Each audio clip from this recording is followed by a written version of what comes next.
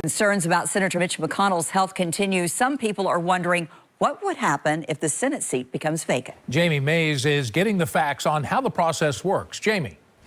Rick, Vicky, a law which passed 2 years ago eliminates the governor's power to temporarily appoint a U.S. senator, requiring a special election instead. But Governor Beshear says there are some questions about how the state constitution fits with the current law. But unless McConnell's seat becomes empty, no action can be taken. It's been weeks since Senator Mitch McConnell has been seen in public. He was hospitalized 7 weeks ago after his team said he suffered a fall. Since then, he has not cast any votes.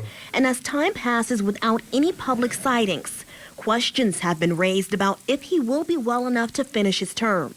State Representative Stephen Rudy sponsored a 2024 law which removed the governor's ability to appoint a senator and calls for a special election. We hope that this legislation is not needed. We hope that Senator McConnell improves, but all House Bill 622 said is there will be a special election should there be a vacancy in the U.S. Senate. They shall not be appointed under any circumstance. But Governor Andy Beshear says questions remain about how the law interacts with the state constitution, which would give the governor power to appoint some vacancies 3 months before the next general election, which this year would be August 3rd.